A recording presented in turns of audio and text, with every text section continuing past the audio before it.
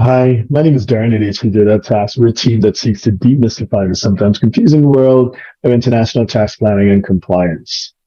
Visit us at hqdata.tax or we have over probably 2,000 articles, all free of charge, where you can research and explore the topics that may be of interest to you in your situation. And of course, if you want to engage with us, there's an option to just become a client on our website.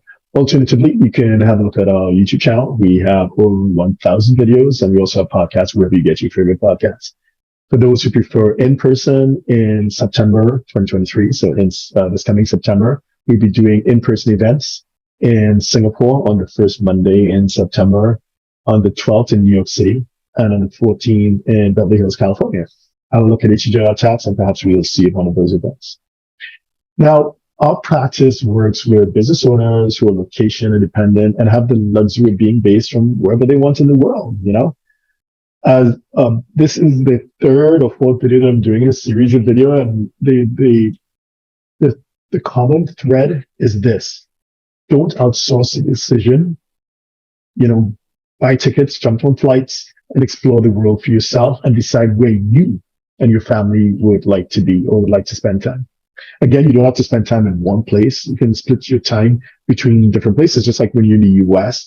You could be in New York, but you can have a pad in Florida or Texas or whatever. Similarly, you can be in New York still, but you have a second home in Spain or in, the Algarve in Portugal or in Punta del Este in Uruguay. So you have a lot of options. The world is an oyster.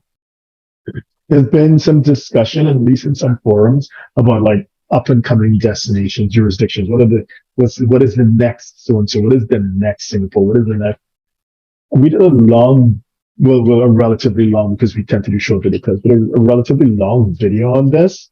If you go to our YouTube channel, HEJR Tax, and you just do a search for Miami, Dubai, Singapore, it'll pop up, and you can see what I mean. So this is like a short version of what we explained in that long video. But the takeaway is my high school teacher, my history teacher used to say that those who don't learn the lessons of history are doomed to repeat it. What do I mean by that?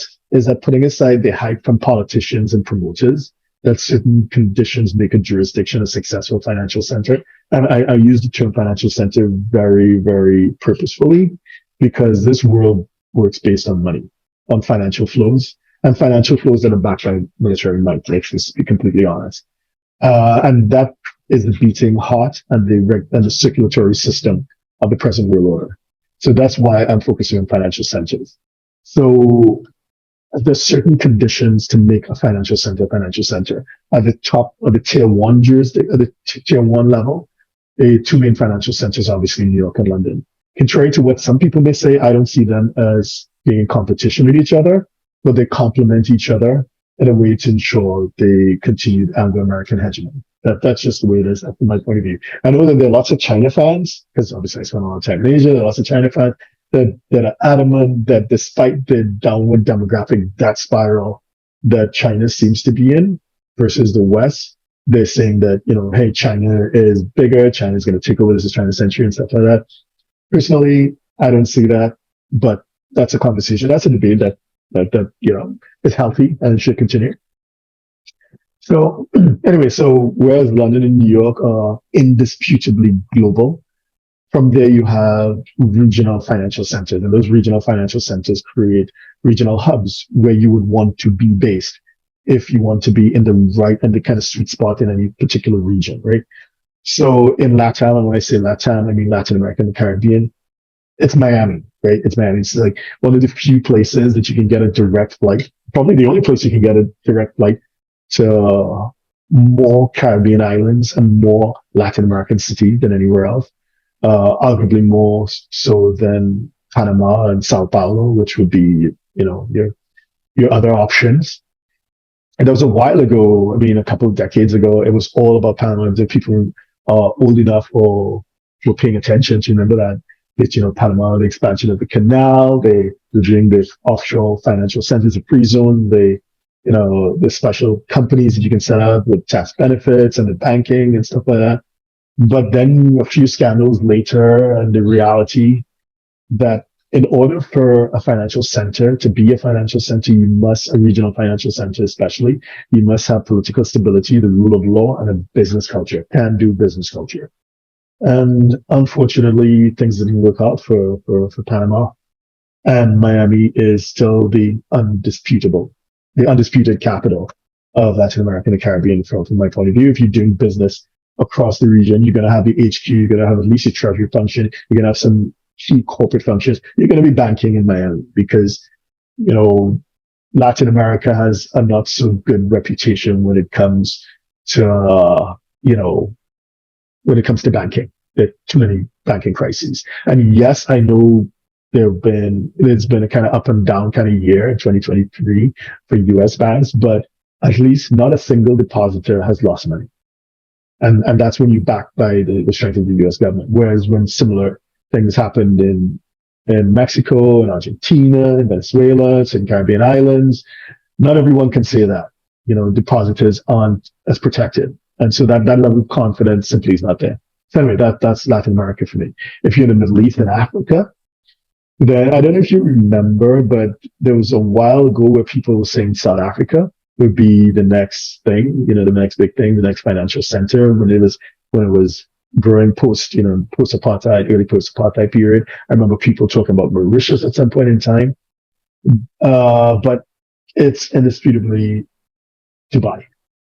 And it is interesting that Dubai itself is a replacement for those who are old enough, and don't mean to give away my real age, but for those who are old enough to remember Beirut.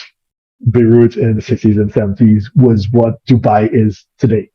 So, but the thing is that Beirut went through its period of decline and it has issues, and it created a vacuum which Dubai stepped in to take, and it's holding on to that crown quite jealously and understandably so. So as long as, from my point of view, as long as they maintain political stability, that rule of law, and that can-do business culture, they're going to be a hard act to beat. I know other jurisdictions like Saudi are trying their thing to kind of almost to copy Dubai's playbook, but we'll see how that goes. And I think Dubai is very aware how precariously perched they are as the financial center for the Middle East and Africa. They do not take it for granted. I can see that they're trying their best to reform certain aspects of their corporation rules, such as imposing that 9% corporate tax. And watch this space, income tax is coming. It's not going to be soon, but it will come. As well as banking reform, the whole AML KYC process has definitely been strengthened in the past few years as it seeks to stay off the blacklist. They were on the blacklist for a while. They were on the gray list, but in order to stay in the good books of the OECD, they will do what it takes. And I think Dubai will be a hard act to beat, but you never know. It's not as firmly entrenched as Miami, but it's for the foreseeable future. I see Dubai. In Asia, well, Hong Kong has lost its shine, but it still is the gateway to China. If it is that you're doing business in China, a lot of people argue that you still need to go. So Hong Kong is still a place to be, so you're launching that. But I don't know if you remember, for those who are old enough to follow this debate for a while, there was a time when people were saying Malaysia, and there were some port infrastructure projects taking place in Malaysia, and Malaysia is going to displace Singapore. And then I remember academic papers being written and circulated on Jakarta, and how Jakarta is going to displace Singapore, Java in general, the container capacity and all sorts of stuff. But again, it is about political stability, the rule of law, and that can-do business culture. And for those who have actually done business in Malaysia, tried to get things done in Malaysia and Indonesia, like we have, that Singapore is really, really a tough act to beat. This is not just about hard infrastructure, but there's soft infrastructure that especially around cultural, the can-do cultural parts of things, that can-do culture. Yes, you can have the rule of law. Yes, you can have political stability, but if you don't have that can-do culture, it's not going to work for you. So for those who are, that debate that, hey, this such and such jurisdiction is the next Singapore, I don't know. I don't think any good money will follow that argument. If you're a promoter and you're trying to promote people to come to that jurisdiction, well, you're trying to make a profit. You're running your business just like everybody else is. But if you're having a really honest discussion and an open conversation, I don't think so. So what is the takeaway? The takeaway is simple. If it is that you are truly location independent as an investor, as a business owner, take the opportunity, get your family, buy some plane tickets, and go see the world. Don't outsource that process. Take it in-house. Do it for yourself. Decide where you want to be. Explore your options. And then, of course, once you made a decision, come talk to us about the tax planning and tax compliance side of things. My name is Darren Joseph, HG.tax, and we'll see you next time. So if you're a 6, 7, or 8-figure investor, entrepreneur, or business owner who needs a tailor-made solution from a qualified team of professionals, we can help you achieve the international lifestyle, the freedom, and even the tax savings you're looking for. Visit us at htj.tax and live that international life.